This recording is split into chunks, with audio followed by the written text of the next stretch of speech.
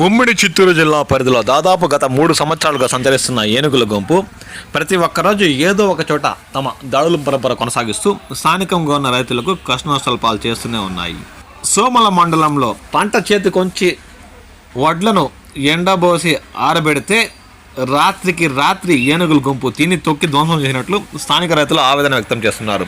ఇలాంటి పరిస్థితే కుప్పం మండలం పరిసర ప్రాంతాల్లోని రైతులకు కూడా ఎదురవుతుంది. దీంతో ఉమ్మడి చిత్తూరు జిల్లా పరిధిలోని రైతులు పంట చేతికొచ్చే సమయంలోనే కాకుండా పంట పండించి ఎండబెట్టిన వడ్లను కూడా ఏనుగుల గుంపు తిని ధ్వంసం చేస్తున్నట్లు వారు తీవ్రంగా ఆవేదన వ్యక్తం చేస్తున్నారు.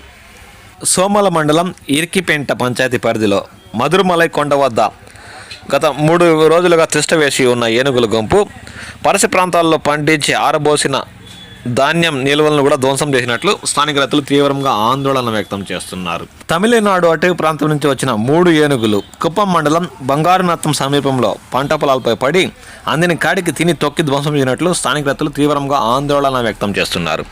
రైతులు కుప్పపోసిన వరిని పూర్తిగా తినడంతో పాటు బొప్పాయి, అరటి పంటలను ధ్వంసం చేశాయని వారు ఆవేదన వ్యక్తం చేస్తున్నారు.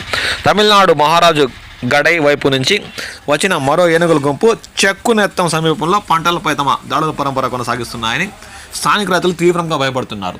సంబంధిత శాఖ అధికారులు వీటిని దూర ప్రాంతాలకు తమ్మేసేందుకు కృషి చేయాలని ఈ సందర్భంగా వారు అటవీ శాఖ అధికారులను కోరుతున్నారు. రాష్ట్ర ప్రభుత్వం నుండి కూడా ఆర్థిక పరిహారం అందేలా చూడాలని ఈ సందర్భంగా వారు సంబంధిత శాఖ అధికారులకు కోరుతున్నారు.